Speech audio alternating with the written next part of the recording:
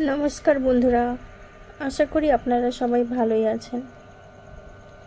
আজ আমার রান্না হচ্ছে মোচার বড়া, করলা ভাজা আর সাদা ভাত। চলো আজ রান্না করতে করতে তোমাদের সাথে একটু মনের কথা শেয়ার করি। অনেক দিন ধরেই ভাবছিলাম, কিন্তু শেয়ার করা হচ্ছিল না। আজকে অনেক সাহস করে বসলাম ভিডিও করতে। আজ মনে হলো যা অনুভব করি সেটাই বলি। জানো, ছোটবেলা থেকেই আমার মনের কথা শোনার মতো মানুষ খুবই কমই ছিল, তাই অনেক কথা নিজের মধ্যেই রেখে দিয়েছিলাম।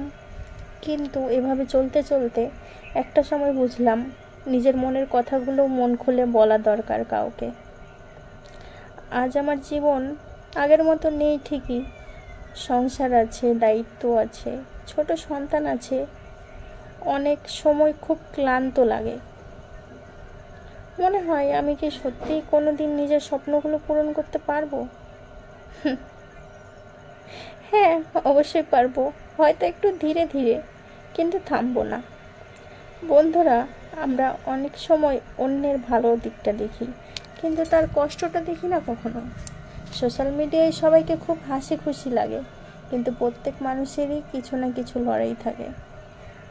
তাই আজ যদি তুমি কোনো কঠিন সময়ের মধ্যে দিয়ে যাও, তাহলে একটা কথা মনে রেখো, এই সময়টাও একদিন কেটে যাবে। আমি জানি অনেকে বলছে আমাকে এখন, তোমার দ্বারা কিচ্ছু হবে না। আগে এই কথাগুলো শুনে খুব কষ্ট পেতাম, এখন ভাবি আমার কাজই হবে এর উত্তর।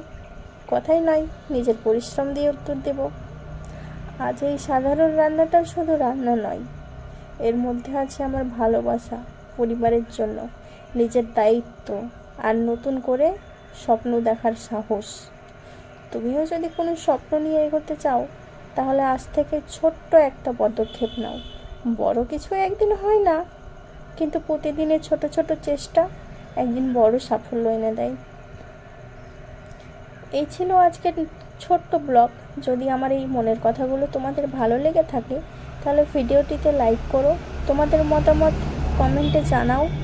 আর এমন আরও ব্লগ দেখতে চাইলে চ্যানেলটি সাবস্ক্রাইব করে পাশে থেকো। সবাই ভালো থেকেও, সুস্থ থেকেও, নিজের পরিবারের যত্ন নিও, আর কখনো নিজের স্বপ্নের উপর বিশ্বাস হারিও না। ধন্যবাদ।